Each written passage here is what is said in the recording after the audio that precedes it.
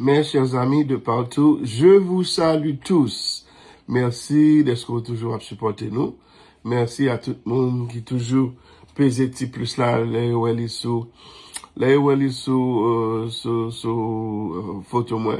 Merci à tout le monde qui toujours bon mi like pour faire me connaître que vous aimez vidéo. Merci à ça qui quitte un petit commentaire pour faire me connaître comment ouais vidéo. Merci surtout à ça qui mette vidéo en favorites pour être capable de retourner là-dedans le yo gain besoin. Je dis à mon pote et 20 questions job interview pour nous pour Amazon, 20 questions job interview pour Amazon part 2. C'est pour le premier partie hein, qui fait 16 questions job Amazon.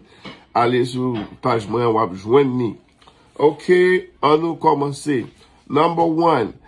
How are you doing, Mr. or Mrs. Jean-Pierre? How are you doing? Comment ye? I'm doing fine, thank you. Number 2. At what time is your appointment for the job interview? My appointment is at everybody kill 2 o'clock, 3 o'clock, 5 o'clock. Ça dépend de qui est bon interview. At what time is your appointment for the interview? C'est qui le interviewer? If you are by there. Number 3. What are the last 4 digits of your social security number? What are the last 4 digits of your social security number? Of your social security.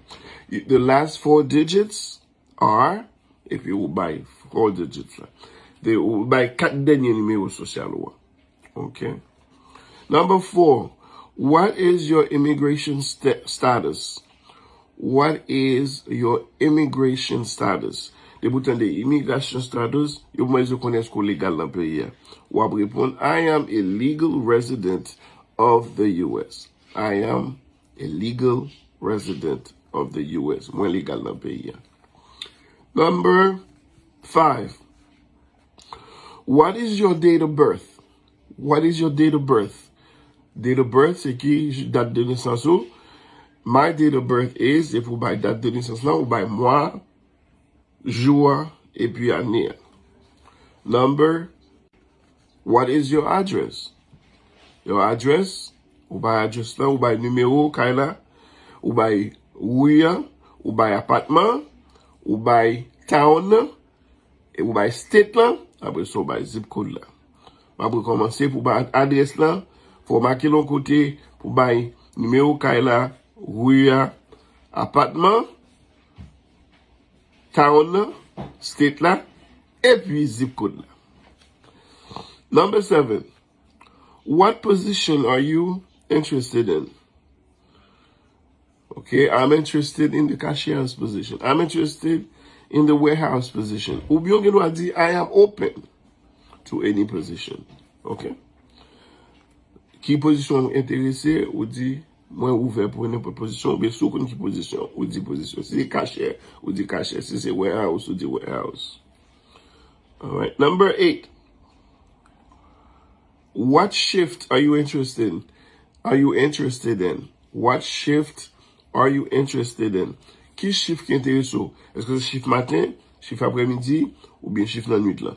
You have to tell them which shift you are interested in. Si c'est morning, vous voulez d'abord dire morning shift. Si c'est afternoon, vous dites afternoon shift. Si c'est assoir, vous dites evening shift or night shift. All right. Number 9. Can you work overtime? The answer is yes. Est-ce qu'on peut faire overtime? Yes. Number 10. Why do you want to work for us? Why do you want to work for us?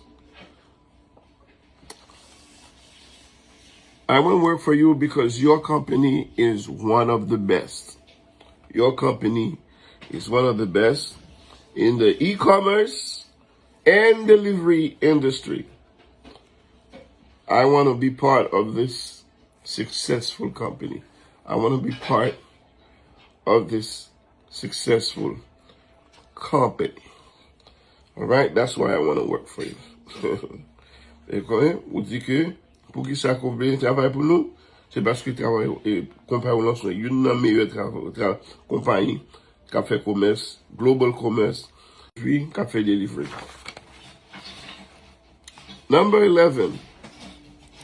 What should you wear when it's cold in the area where you work? What should you wear when it's cold in the area where you work? Qui ça pour mettre le fait fret dans côté de travail? The answer is a jacket and a safety vest. Who should you ask when you have a question at work? Qui est pour demander une question dans travail? My supervisor. All right. Number 13. What would you do if you feel a discomfort while you're working? What would you do if you feel a discomfort while you're working? So, si vous pas bien pendant travail ça pour faire, I would inform my supervisor. Number 15. Name one thing you can do to stay hydrated. Name one thing you can do to stay hydrated. Qui sont capables de faire pour rester hydrated? All right. See, drink lots of water. You have to drink a lot of water. Ce qui ça pour faire pour capable si vous déshydraté, c'est pour boire un peu d'eau. Name 2 physical requirements at Amazon. Name 2 physical requirements. Bon, 2 bagailles physiques que vous supposez qu'à faire dans Amazon pour qu'à travailler là. Ou capable dire to be able to lift 49 pounds, ça c'est une. Ou bien to be able to stand on your feet for 8 to 10 hours. All right? Number 17. Name 3 protective equipments you can wear at work. Name 3 protective equipments you can wear at work. Bon, moi, 3 bagailles ou cap mette dans travail pour protéger tête. OK? Une c'est safety vest. 2 c'est l'autre c'est hat. L'autre encore c'est boots. Get des côtés tout, you mando pour mettre gloves. Okay? Number 18. What would you do if you see lightning outside? Si vous voyez mouver dans dehors, qui ça pour faire? Et ou capable dire ma dress appropriately and keep my umbrella handy. Ou dress appropriately. Okay, si vous mettez jacket, vous mettez jacket dessous. Et puis ou mettez umbrella, parasol ou non, ou bien parapluie. Number 19. What is the speed limit in the parking lot? What is the speed limit in the parking lot? The speed limit is 5 miles per hour. Et pour finir, t'as des questions ça bien. Who is responsible for the proper identification and the storage of dangerous goods? Who is responsible for the proper identification and the storage of dangerous goods? The answer is me, the supervisor, and the safety team. Me, the supervisor, and the safety team. Est-ce que compris? Non, pas que compris. À la prochaine occasion pour une autre vidéo. Pas oublier mettre dans favorites. Pas oublier vous like là. Pas oublier vous share. Qui donne des commentaires pour moi. À la prochaine occasion.